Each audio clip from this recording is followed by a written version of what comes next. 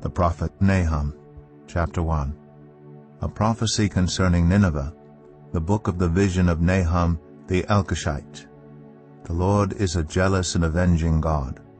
The Lord takes vengeance and is filled with wrath. The Lord takes vengeance on his foes and vents his wrath against his enemies. The Lord is slow to anger, but great in power. The Lord will not leave the guilty unpunished. His way is in the whirlwind and the storm, and clouds are the dust of his feet. He rebukes the sea and dries it up. He makes all the rivers run dry. Bashan and Carmel wither, and the blossoms of Lebanon fade. The mountains quake before him, and the hills melt away. The earth trembles at his presence, the world and all who live in it. Who can withstand his indignation? Who can endure his fierce anger? His wrath is poured out like fire. The rocks are shattered before him.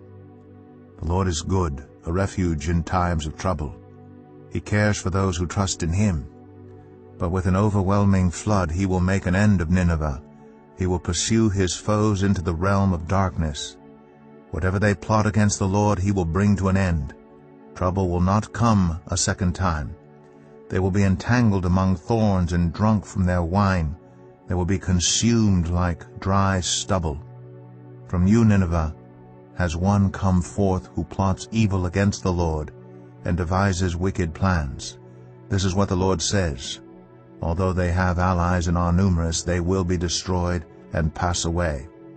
Although I have afflicted you, Judah, I will afflict you no more.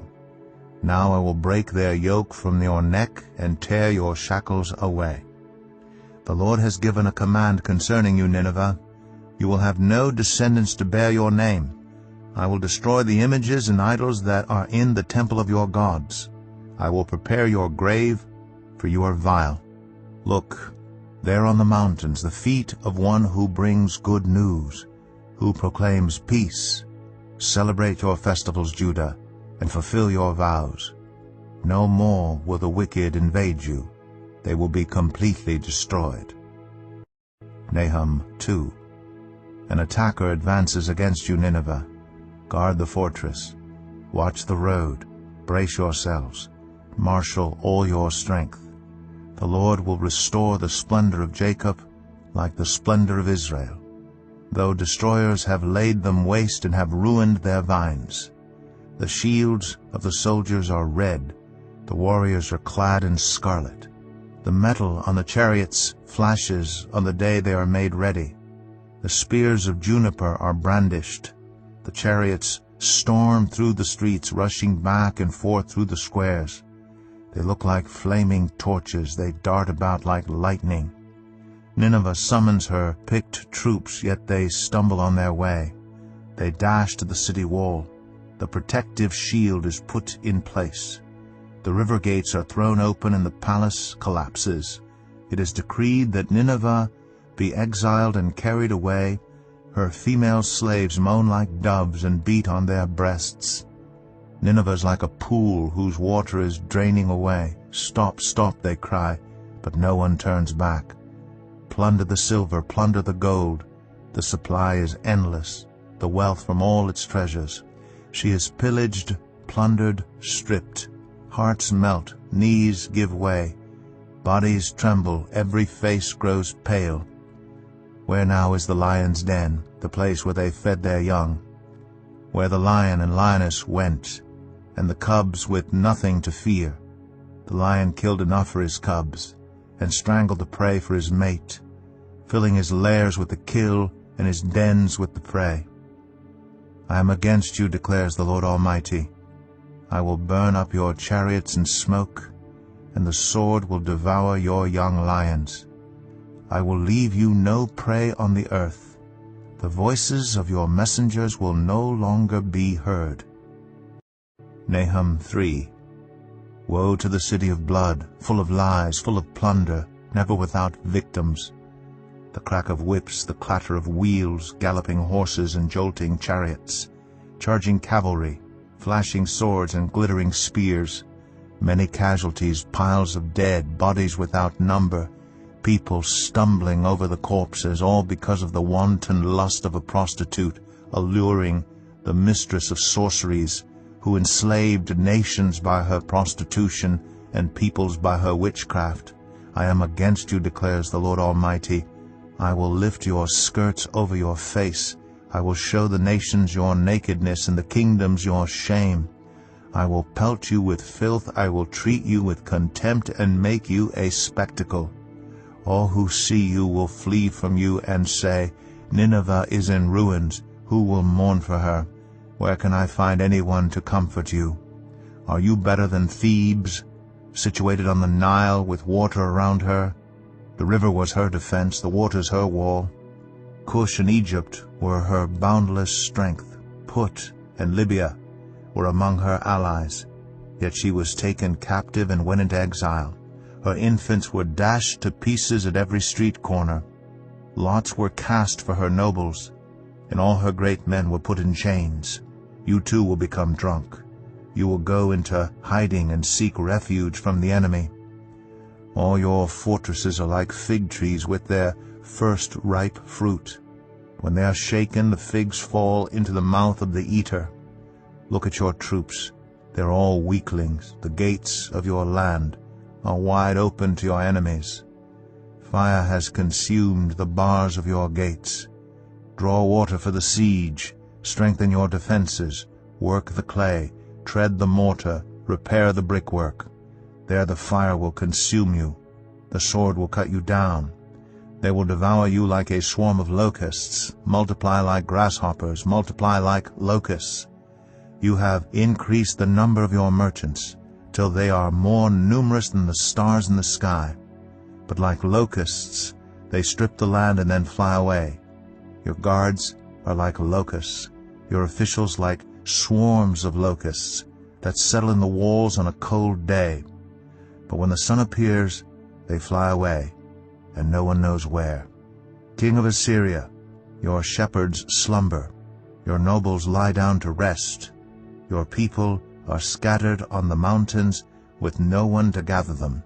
Nothing can heal you. Your wound is fatal. All who hear the news about you clap their hands at your fall. For who has not felt your endless cruelty?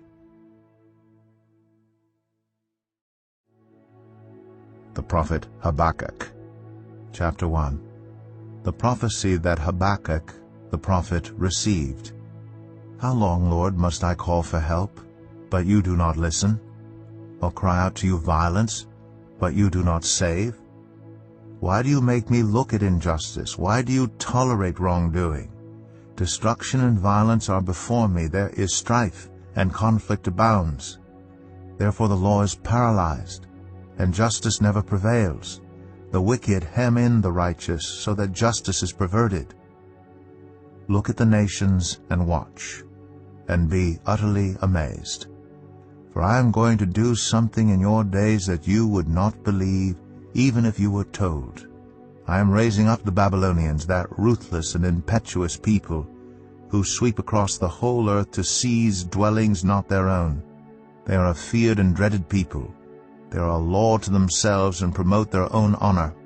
Their horses are swifter than leopards, fiercer than wolves at dusk. Their cavalry gallops headlong. Their horsemen come from afar. They fly like an eagle swooping to devour. They all come intent on violence. Their hordes advance like a desert wind, and gather prisoners like sand. They mock kings and scoff at rulers. They laugh at all fortified cities. By building earthen ramps they capture them. Then they sweep past like the wind and go on, guilty people whose own strength is their God. Lord, are you not from everlasting, my God, my Holy One? You will never die. You, Lord, have appointed them to execute judgment. You, my rock, have ordained them to punish. Your eyes are too pure to look on evil. You cannot tolerate wrongdoing. Why then do you tolerate the treacherous? Why are you silent while the wicked swallow up those more righteous than themselves? You have made people like the fish in the sea, like the sea creatures that have no ruler. The wicked foe pulls all of them up with hooks. He catches them in his net. He gathers them up in his dragnet, and so he rejoices and is glad. Therefore he sacrifices to his net and burns incense to his drag net. For by his net he lives in luxury and enjoys the choicest food. Is he to keep on emptying his net, destroying nations without mercy? Habakkuk 2. I will stand at my watch, and station myself on the ramparts. I will look to see what he will say to me, and what answer am I to give to this complaint? Then the Lord replied, Write down the revelation, and make it plain on tablets, so that a herald may run with it. For the revelation awaits an appointed time. It speaks of the end, and will not prove false. Though it linger, wait for it. It will certainly come, and will not delay. See, the enemy is puffed up. His desires are not upright. But the righteous person will live by his faithfulness. Indeed, wine betrays him. He is arrogant and never at rest. Because he is as greedy as the grave, and like death is never satisfied. He gathers to himself all the nations and takes captive all the peoples. Will not all of them taunt him with ridicule and scorn, saying, Woe to him who piles up stolen goods, and makes himself wealthy by extortion. How long must this go on? Will not your creditors suddenly arise? Will they not wake up and make you tremble? Then you will become their prey. Because you have plundered many nations, the people who are left will plunder you. For you have shed human blood. You have destroyed lands and cities and everyone in them. Woe to him who builds his house by unjust gain, setting his nest on high, to escape the clutches of ruin. You have plotted the ruin of many peoples, shaming your own house and forfeiting your life. The stones of the wall will cry out, and the beams of the woodwork will echo it. Woe to him who builds a city with bloodshed and establishes a town by injustice. Has not the Lord Almighty determined that the people's labor is only fuel for the fire, that the nations exhaust themselves for nothing? For the earth will be filled with the knowledge of the glory of the Lord as the waters cover the sea. Woe to him who gives drink to his neighbors, pouring it from the wineskin till they are drunk, so that he can gaze on their naked bodies. You will be filled with shame instead of glory. Now it is your turn. Drink, and let your nakedness be exposed. The cup from the Lord's right hand is coming around to you, and disgrace will cover your glory. The violence you have done to Lebanon will overwhelm you, and your destruction of animals will terrify you. For you have shed human blood, you have destroyed lands and cities and everyone in them. Of what value is an idol carved by a craftsman, or an image that teaches lies? For the one who makes it trusts in his own creation. He makes idols that cannot speak. Woe to him who says to wood, Come to life, or to lifeless stone, Wake up. Can it give guidance? It is covered with gold and silver. There is no breath in it. The Lord is in his holy temple. Let all the earth be silent before him. Revelation 13. The dragon stood on the shore of the sea. And I saw a beast coming out of the sea. It had 10 horns and 7 heads, with 10 crowns on its horns, and on each head a blasphemous name. The beast I saw resembled a leopard, but had feet like those of a bear and a mouth like that of a lion. The dragon gave the beast his power and his throne and great authority. One of the heads of the beast seemed to have had a fatal wound, but the fatal wound had been healed. The whole world was filled with wonder and followed the beast. People worshipped the dragon because he had given authority to the beast, and they also worshipped the beast and asked, Who is like the beast? Who can wage war against it? The beast was given a mouth to utter proud words and blasphemies, and to exercise its authority for 42 months. It opened its mouth to blaspheme God, and to slander his name and his dwelling place, and those who live in heaven. It was given power to wage war against God's holy people and to conquer them. And it was given authority over every tribe, people, language, and nation. All inhabitants of the earth will worship the beast, all whose names have not been written in the Lamb's book of life, the Lamb who was slain from the creation of the world. Whoever has ears, let them hear. If anyone is to go into captivity they will go. If anyone is to be killed with the sword they will be killed. This calls for patient endurance and faithfulness on the part of God's people. Then I saw a second beast coming out of the earth. It had 2 horns like a lamb, but it spoke like a dragon. It exercised all the authority of the first beast on its behalf, and made the earth and its inhabitants worship the first beast, whose fatal wound had been healed. And it performed great signs, even causing fire to come down from heaven to the earth in full view of the people. Because of the signs it was given power to perform on behalf of the first beast. It deceived the inhabitants of the earth. It ordered them to set up an image in honor of the beast who was wounded by the sword and yet lived. The second beast was given power to give breath to the image of the first beast, so that the image could speak and cause all who refused to worship the image to be killed. It also forced all people, great and small, rich and poor, free and slave, to receive a mark on their right hands or on their foreheads, so that they could not buy or sell unless they had the mark, which is the name of the beast or the number of its name. This calls for wisdom. Let the person who has insight calculate the number of the beast, for it is the number of a man. That number is 666. Revelation 14. Then I looked, and there before me was the Lamb, standing on Mount Zion, and with him 144,000 who had his name and his Father's name written on their foreheads. And I heard a sound from heaven like the roar of rushing waters and like a loud peal of thunder. The sound I heard was like that of harpists playing their harps. And they sang a new song before the throne and before the 4 living creatures and the elders. No one could learn the song except the 144,000 who had been redeemed from the earth. These are those who did not defile themselves with women, for they remained virgins. They followed the Lamb wherever he goes.